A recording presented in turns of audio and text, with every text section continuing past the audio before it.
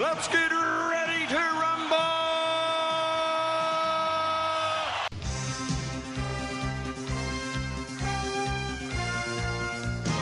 Hello and welcome to Netflix versus Cinema, coming to you in a week in which some of our worst fears might have been realized. We have been complaining all summer that there's been nothing in the cinema, and now we are seeing the possible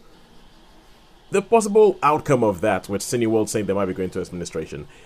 Starting off on a bomb note, my name is Tosin and I am your host, based up in the UK in Birmingham somewhere this week. And joining me tonight is just the one, but always here, from the Isle of Wight is Sharon Boland. How are you doing, Sharon? Hello. All right, thank you. Yeah, that's a bit of a blow, isn't it? Especially on the island, because we've got one independent cinema that has 3 very small screens left on the island. But if the Cineworld closes, then that we're back to the indies. I mean, I like going to supporting independent cinemas, but you get used to the comfy seats, don't you, really, quite frankly? Well, yeah, and also for you, it's going to be a much longer drive. It's going to be like a half-hour drive to get to the cinema each week or something. Yeah, instead of a 5-minute walk. Yeah, I mean, that's why you got the house. Well, okay, no, not quite. I mean, your house... But that's the kind of thing I would do. That's the kind of thing I would do. But with this, I mean, obviously, this whole summer we have been lamenting, and this is another week in which we have been lamenting, going, hang on, there is nothing in the cinema. There's nothing in the cinema. And I don't think I remember such a lackluster blockbuster season as this. Not that the films have been bad, but that there just haven't been any films. No, and I think they did say something like Top Gun Maverick has shot up there in sort of one of the top 10 best-selling profit-making films of the last sort of decade or however long. So there have been some money makers, but if just one money maker in 3 years, it's not going to recoup people's sort of losses. Well, okay, if I think about it, this summer, we've had Top Gun Maverick, we've had 2 Marvel movies, so we've had Doctor Strange, and we had Thor: Love and Thunder, neither of which I think were massive hits. I mean, the last massive Marvel hit we had was Spider-Man: No Way Home, which was Christmas last year. Yes. And I guess you had Jurassic World, but no. And Elvis has been rumbling away there. Yeah, Elvis has been rumbling away. Kicking box office records, doesn't it? But the thing is, Elvis is not a film that I would ever have expected. Elvis is not a film I would ever have expected to be a box office smash. Elvis is the kind of film that you would thought you put it out there and you see how many people go. And I'm surprised and pleased that it's still in cinemas, because I think I'm surprised and pleased that Elvis is still in cinemas, because it shows that it's having legs, and I think there's probably quite a bit of word of mouth going on about Elvis. And I don't know whether it's just the nostalgia glasses I have on of going, well, I remember, wasn't there a time where the summer was like a new blockbuster was being released every week? Or you had like a big thing and it was, oh, come see this action movie, oh, come see this comedy, oh, come see this effects-laden extravaganza. but this summer, there doesn't seem to have been that many things. And Cineworld, even though they haven't gone into administration yet, they have said that they might. They've officially said that they might, and they're thinking about it. It's one of the options on the table, because they have $5 billion worth of debt, and they said that the problem is that the studios haven't been releasing the films for people to watch in cinemas. And sure enough, there has been some stuff that has been released and has been released exclusively on streaming platform of studios' choice. And so it does seem like all the stuff that we thought was just sort of like anecdotal of going, oh, where's all the films in the cinema? It looks like it's actually beginning to have real world consequences and affecting cinema as we know it. But hey, although it does make me wonder. Remember when during COVID and during lockdown, when we were doing our lockdown shows, and I was talking about the fact that out of this, you could end up with Disney having even more of a monopoly that they do, because they could just buy a cinema chain and they could just sort of show all the films, and you could have Disney Plus, but in real life, because they have Disney Plus cinemas. And it makes me wonder why that hasn't happened.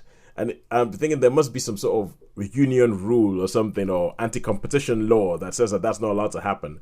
Because I would think that somebody would have done that. It kind of makes sense to me. It's like, instead of giving half your money to the cinema chain, just have it all to yourself. We may see the rise of the indies. They may start sort of popping up again, because I think the chains have dominated the cinema landscape for so long now that Yep. they did force all the small independent cinemas out. And now that, as we've seen with some of the high streets, when the big behemoths go, you leave huge gaps on the high street, but then slowly we're beginning to see smaller independent shops creeping back in. Yeah. So maybe it might happen with Maybe we'll see. Maybe we'll see. Or more tumbleweed down the high street. no, more tumbleweed down the high street. Or I still think that there might be a studio that'll just go and buy a cinema chain and say, we're just going to release our films here, and therefore.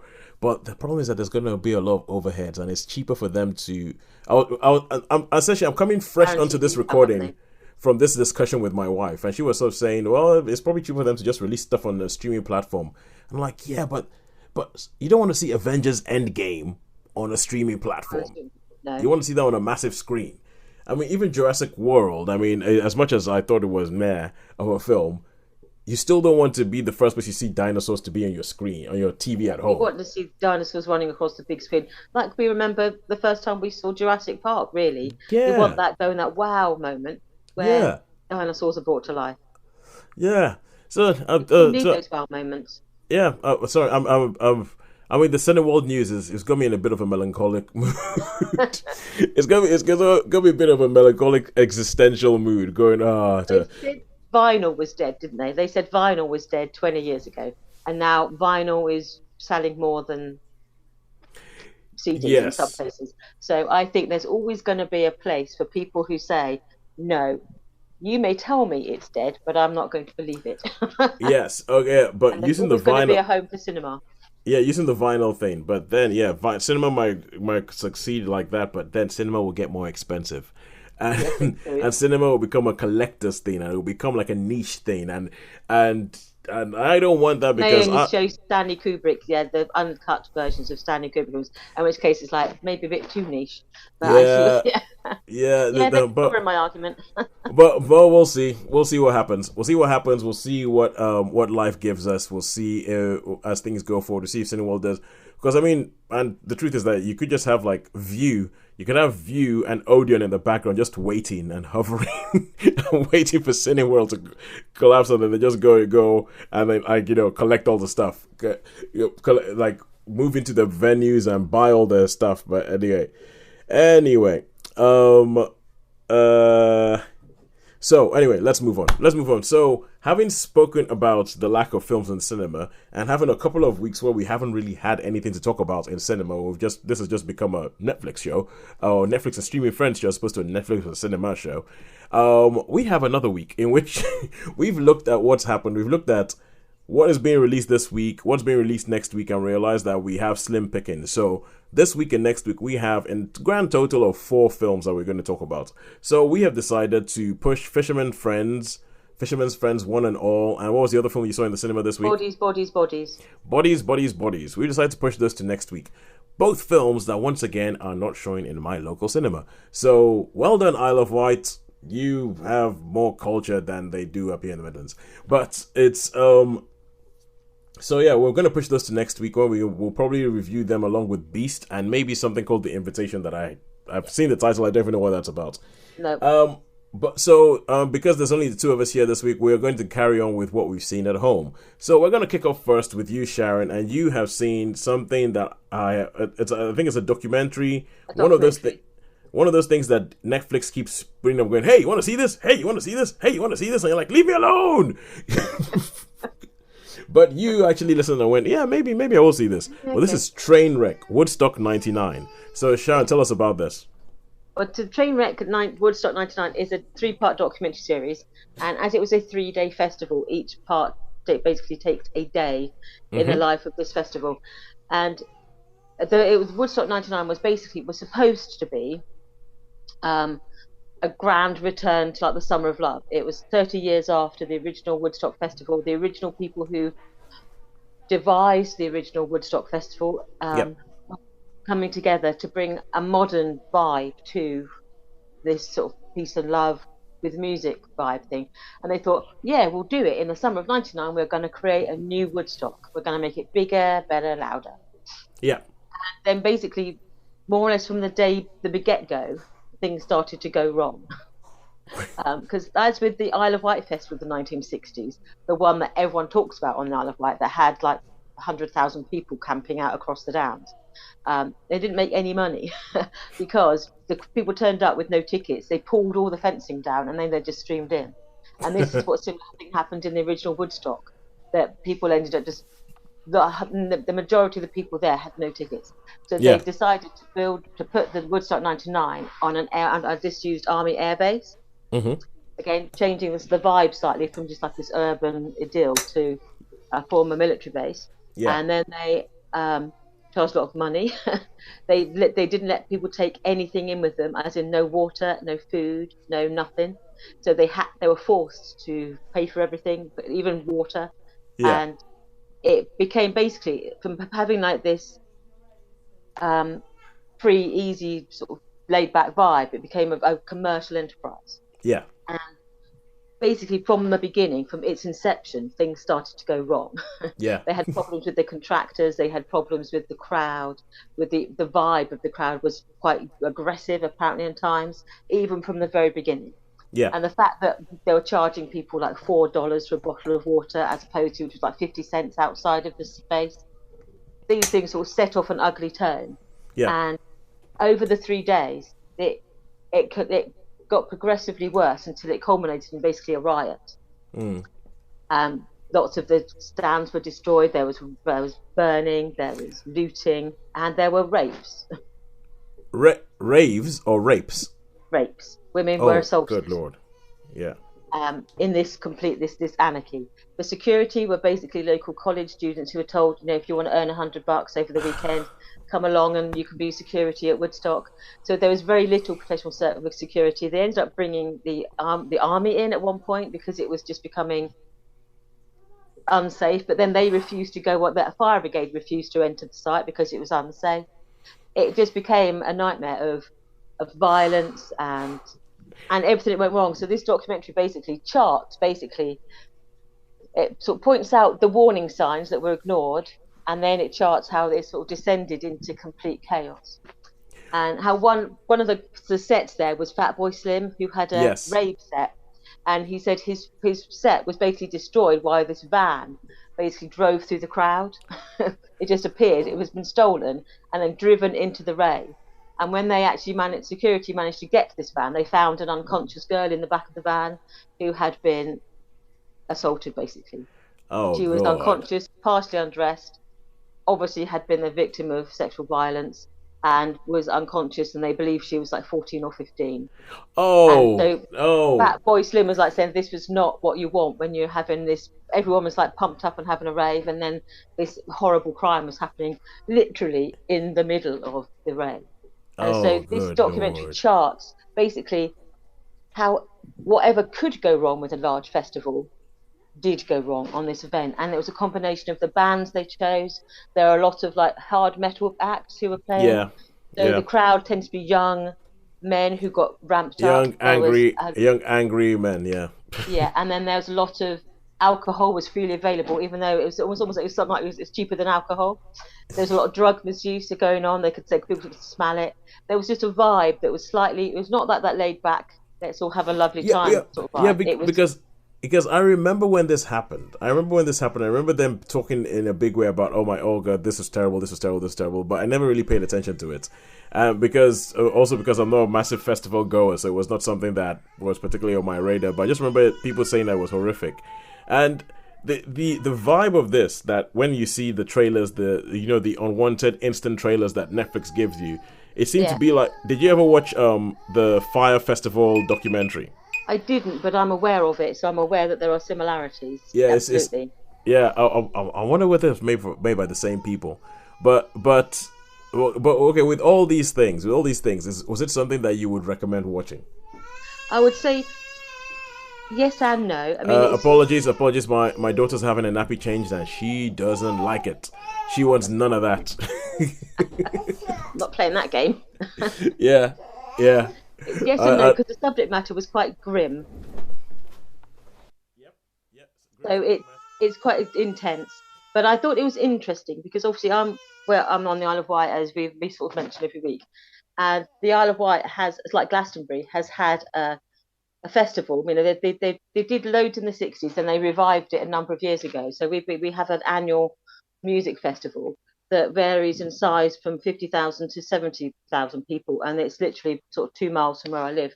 So I can hear it when it's on. I can hear the music playing, and I think people have learned lessons from Woodstock '99, so that when you go to a festival now, even though you can have large numbers of people, they work hard to make sure that the vibe is, you know, you have a good vibe.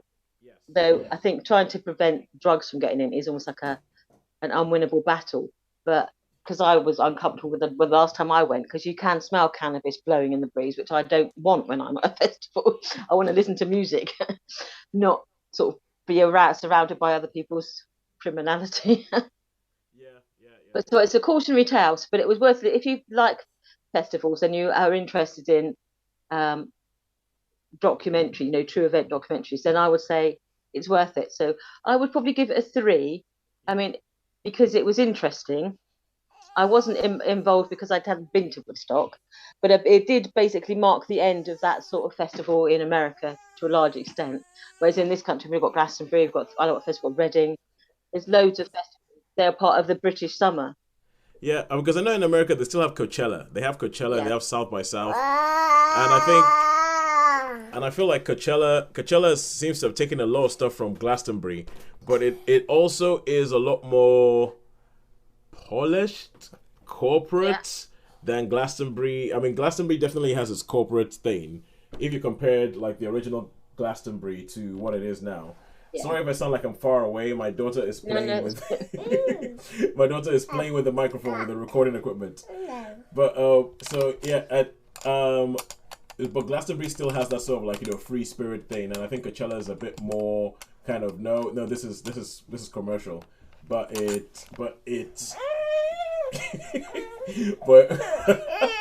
still works. So 3 stars, 3 out of 5 stars for Trainwreck, Woodstock 1999. All right. Okay. Right. Okay. Cool. So a second thing this week, and this is something. Speaking about my daughter, this is something that I watched with my daughter because recently there's been a whole bunch of times when I'm trying to get her to sleep, or just trying to get her to calm down, or get her bored enough to sleep. And a good way of doing that is to just put something on that she just sort of watches, and then eventually she just kind of like falls asleep. She goes. And I know, as with everything when it comes to child rearing, there's going to be people who are going to be like, "Oh no, you can't let your child fall asleep in front of a TV." I'm like, look, this is about survival, all right. So if it gets her to sleep, it works. Yeah, if it works, then I'm going to give myself Father of the Year. So, and because there's a whole bunch of things and there's one of the reasons why my progress of watching certain things has been slow, because you watch it and you go, oh, bad word, off. She started repeating words, not watching that, and they start realizing just how many things have bad words in them nowadays. I think we're getting to the point where they're no longer going to be bad words; they're just going to be words. But it's but yeah, by the moment I'm like, okay, no, can't watch that. So I've been trying to go through and find a whole bunch of animated stuff for her to watch. So this is something that, Sharon, you are never going to watch, and I know you're never going to watch it because it's animated. It's never going to happen. But I thought I'll go and give you some, like, you know, news from the world of animation that I've been living in. And this is a Netflix original film called The Willoughbys, based on a book. If that piques your interest, I know, like, you have. I'm below. More interesting. Yeah, I know that you have that whole thing where you're like animated, based on a book. Ooh, so it's all like. It's based on a book, based on a kid's book. It's called The Willoughbys, and it's all about this. It's about these 2 people who are the Willoughbys, or Mr. and Mrs. Willoughby, who get married, and they are so involved in each other, and such a love you, and then a child shows up, and they're like, what? How did this happen? And so they're like, how did this happen? And so they neglect their child, but then somehow I managed to have 3 other children, a daughter and 2 twin sons. And the whole story is told from the point of view of the children. So the Willoughbys are these neglected children who have a mother and father who are so involved in each other and so into each other that they do not have any time for their children. They don't have any time for their kids. And this film has a very sort of Tim Burton-ish vibe to it. In that, you know how Tim Burton will always have these family stories but have like an immense heart of darkness about them. And this is no different because the kids, the kids decide that, you know what? You know what would be great? It would be great if we were orphans, because if we were orphans, then we could do whatever we wanted, and we could have this and all that, and we could be real Willoughbys, because they have like a whole family history of Willoughbys that their parents don't live up to. And the oldest son is like, no, we need to be adventurous, or we need to be this, or we need to be that. So they come up with this idea an idea of getting the parents to go on holiday, but they plot a holiday that essentially the parents are not going to come back from. They plot a holiday that the parents are not going to come back from, and the parents are like, "What? You mean?" And the hook that they used to get the parents to go on this holiday is no children allowed. And the parents are like, "No children allowed! Brilliant!" Pack everything up, leave, and go for this globe-trotting holiday where it's like the most dangerous things you can possibly do, which they are pretty much sure that the parents are going to come back from. And to give you an idea of the kind of there's a whole bunch of strands coming into this film. I think that there's way too many strands coming into it. To give you the idea of the kind of humor that we're dealing with here, they find this kid. A kid gets dumped on their doorstep. And so they take the kid and they're like, oh, let's look after the kid. And they're like, no, look, our parents can't stand us. How are they going to, how do you think they're going to do?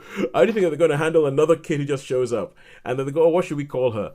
And because the older son wants to get rid of the baby, he's like, let's call her Ruth, because when we get rid of her, then we'll be ruthless. That's the level that we're dealing with here. That's the kind of level we're dealing with here. So as the plan unfolds, there's a nanny that comes to the house, and the nanny comes to the house to look after them when the parents are away. And then there's a whole thing about, like, you know, the nanny and then where they end up giving Ruth to, and then child services get involved, and it becomes this sort of like adventure thing with a dark heart that goes up in all sorts of different ways. And even to the end of the film, you're like, really? Is this a kid's film? That's kind of dark. So it is kind of even the animation style. The animation style is very Tim Burton. It's a bit, I think it's computer animated, but it's made to look almost a bit like it's stop motion. But okay. Everybody has, like, you know, long angled knees and, like, you know, short torsos and big heads, and it's a very sort of specific sort of style of animation. And I thought it was all right. I think I'll give it a 3 out of 5. I like the fact that it's not your usual kiddie fare, because there's a lot of kiddie fare. Like, I watched this in short, not that long after I watched the film called Animal Crackers with my daughter, and that was just so forgettable. I mean, that was so forgettable, I'm not even going to bother trying to remember that film. But this, I thought, was at least different. But although it starts off being narrated by a cat, and this cat is voiced by Ricky Gervais. And that just puts me right off, because Ricky Gervais is one of those things who is a little bit like kryptonite to me. I do not understand why so many people like him. And there's just something about his smug way of doing things that just makes me go, it's his voice. No, I immediately don't like this. I immediately am inclined to not like this, and it's rubbish.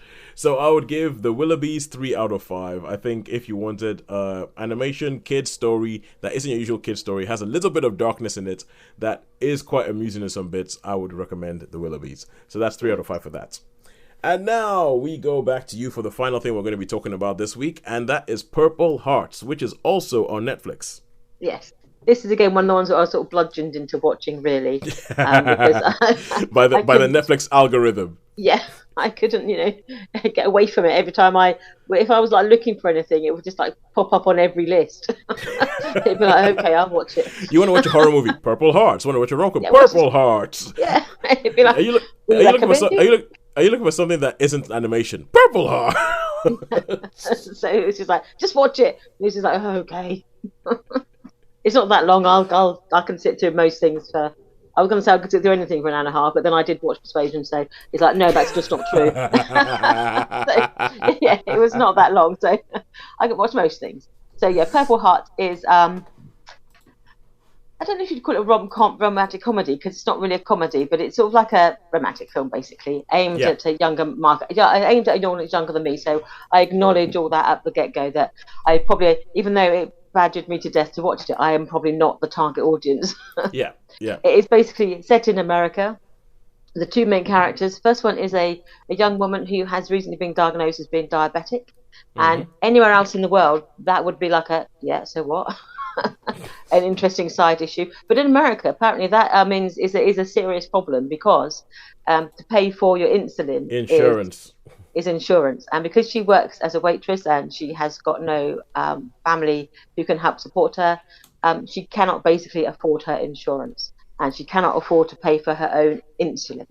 Yeah, it is baffling to me. I don't really quite understand how that can happen in the world. But this is the theme of the film, that this is why. And basically, she's working in her bar, and a group of local sort of Marines come in. They're near an Marine base, and they come in, and one of them says, hey, would you marry me? Because hey, you get free spousal insurance.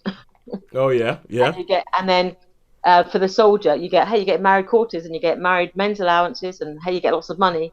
And they basically these two people, one of them is a Marine. He suddenly thinks, actually, I need to pay off some debts. I could do with an extra $1,000 a month. Yeah. And if we go into a fraudulent marriage, effectively, then you can get your healthcare, and I can get my money. I can get my debts paid off. You can stay alive. Yeah. So it's a win-win. But the drawback is it is illegal, because the fact that healthcare is very expensive in America. The military are aware that people do enter into these fake marriages in order for them to get their healthcare paid for. So there is this element of jeopardy. So this couple, who basically don't really get along, but they decide they were going to enter into a convenience marriage. And I have no clue where this could possibly end up. Where this is possibly going, I know. And but on the side, she is a bit of a songwriter, and she's a singer-songwriter. So she actually has written some songs. So while this is all going on, her and her band are like playing and performing their songs, and one of her songs becomes a bit of a viral hit, and she starts to get a little bit buzz about her own film career, her own music career. Yeah. So the story then progresses along those lines, and obviously I don't need to tell you how it ends. But for all that, the fact that it is, I was going there's to say nothing new, Yeah, I was going to say, I don't know, it could go the way of the Willoughbys. It could just end up with, oh yeah, she died. But yeah, she didn't get her insulin, sorry. No, I couldn't get an insulin, nope. So I thought, even though there's nothing new under the sun with this type of film, but yes. I think what they did well. Yeah. And even though when she was speaking, I could understand what she was saying, because I'm not the best person with American accents. It sounds stupid for someone who watches a lot of films, but I don't watch a lot of American television. I tend to watch almost exclusively British television. I'm not that good with American accents. Yeah. But I did actually understand everything she said. But when she started singing, I couldn't understand a word. Her singing voice, I've got no idea what you're singing. I could hear the chorus, because you're singing the same line over and over again. But all of I just couldn't understand them. She did some nice songs. I just didn't understand what they're about. I just couldn't. I like that bit where the guitar comes in. Don't know what you were saying over it. So I know it's a nice song. It sounded nice, but I just didn't hear the words. I'm sorry. So I'll accept that's probably my not being able to work out modern singing techniques and American accents together, not a best combination. But the songs were nice. So it had the music in it. It had obviously the romance in it. It had a bit of tension in it. It had both had their backstories that we're going to know about. So for what it was, I thought it did what it does well. Yeah. So I have seen worse after. It could have done some horrible things, but it did, it did its thing well. Yes. So how many stars would you give it? So for all that, I know we're having a bit of a 3 week. I would still give it a 3 because I enjoyed it. I thought it was well worth watching. I'd recommend it. I said, it's a good hour and a half entertainment. Apart from that, you can't hear what the words are in the songs. But I thought I enjoyed it. I would say it's definitely worth it. But to me, I couldn't give it more than a 3 because it is. Give it 2 years and no one know what it was. But no one remember it. No one remember that this film exists. Yeah, but I enjoyed it. That there are so many films on Netflix that I have forgotten are on there, that I have forgotten are in there somewhere. And I was actually thinking, I was trying to make a list of films that I've forgotten, which obviously you can imagine that there's some challenges in trying to make a list about films that I've forgotten are on Netflix. Because you can't watch it. What can you? There isn't like a viewing history, is there, where you can go, what have I actually watched? Because I'm sure there's films I've gone. There is a viewing history. There is a viewing history on Netflix. Oh, is there? Yeah, where you can only really. Sorry, it looks like I've disappeared, but So I'm still plunged here. into darkness. Yeah, the light, the light died. There is a viewing history on Netflix, but it's you can only really access your viewing history on a computer. That's okay. That's how sometimes I remind myself what it is I've watched, because I go into the computer, go to viewing history, and go, oh yeah, I did watch that. Oh yeah, but because it's funny, it's things like, even when you talk about Oscar contenders, like there was a film called Roma by Alfonso Cuarón. Yes, that's on Netflix. Yeah, forgotten that was on there. There's a film called Mank with Gary Oldman, I think directed by David Fincher. That's on Netflix. Forgotten that was on there. there's just a lot of stuff that is in there because Netflix just produces so much stuff and has all these. And I'm like, there's gotta be a good way of capturing. I know you can have like a watch list, but maybe you should have like almost watch folders where you go like, ooh, Oscar nominated stuff, things I need to get around to, things that I put in my list in 2019, in 2020, in 2021. Maybe you should have, but because at the moment there's just so much that disappears and stuff that kind of made a splash when it arrived. Unless you actually search for it, you can't find it. Because I wanted to rewatch Bird Box, because I'd read the book. I thought I'd seen the film. That's another one I forgot. Bird Box, The Silence. I thought, I wouldn't mind seeing it again because it is quite different to the book. I thought, I wouldn't mind actually doing a little bit of my own private compare and contrast. Now I've read it, and I've read the sequel as well, and I thought, I'll see if it does set up the film the same way that the book sets up for a sequel. Yeah. And then I couldn't find it. So I have to go in and do the name, type it in, Bird Box, please, because it disappears from they're so bad, they batter you with all the latest releases. Batter you so much that you just miss everything else that is on their back catalogue. Yeah, and you I'm sure they wouldn't delete their own films. They'd still be on there somewhere. If it was a Netflix film, it should still be on there. Yeah. And I am doing something similar with the Sandman, because they have the TV show of the Sandman, and I've got the comic of the Sandman. I've got the entire graphic novel. So I started watching Sandman, and I was like, is that the way it happened? Hang on a second, while I just let me do comparison. While I go and reference the original tomes, going back, going, okay, they've changed that. Okay, that's clever. Oh yeah, that they had to update that. Yeah, I've been doing that. So at some point, but the problem is that with all this stuff, with the slowdown of me trying to watch things around my daughter, and all these different things. I have 3 things on Netflix I'm trying to watch at the moment. There's Grace and Frankie with Jane Fonda and Lily Tomlin. Yes, because you reviewed the previous series for that. I reviewed, and I think that's finished now. So instead of reviewing it season by season, I want to get to the end and then review the whole show. Yeah. So I'm in season 6 of 7. So I'm trying to go with Grace and Frankie. There's Better Call Saul, which has just finished as well, and everyone's raving about it. And I'm trying to sort of slowly catch up with what the fuss was about. And there is The Sandman, which I am also watching at the moment, which it's current. It's what everyone's watching. It's what people are raving about. But I have other stuff to do. And also, I tried watching the first episode with my daughter. I should have known better because Charles Dance shows up, and Charles Dance starts effing and blinding all over about ravens. And I'm like, okay, yeah, we can't watch this. Little ears. Yeah, no, we can't watch this. No. All right, cool. But anyway, I think that is a show for today. Thank you very much for joining me, Sharon, because we thought we might as well get some TV stuff out of the way, because as we said, Netflix is relentless. Streaming giants are relentless. And by next week, if we're waiting for the cinema stuff to catch up, we're going to have 4 films to watch on cinema and like 20 things that we haven't reviewed online. But until next week, when we actually get to see Idris Elba fight a lion, which is what I think I'm being promised in the trailers. I don't know. Beast, yes, because he's got that genie film coming out. Then there's the lion film coming out, and I think it's 10,000 Years of Longing. That's it. Was it Where My Lady Is? I can't remember. It's a number of years. It's a long period of longing. Yeah. It's the genie film. It's a very long period of longing, which was the title that George Miller decided not to go for. But yeah, until next week when we go see Beast and one other thing I can't remember. The Invitation. The Invitation. That was it. It's a goodbye from me. And it's a goodbye from me. And from Holly and Sean, who could not join us today. I nearly called him Rob. I don't know why. It's been that kind of week. Thank you very much for listening this far. See you soon.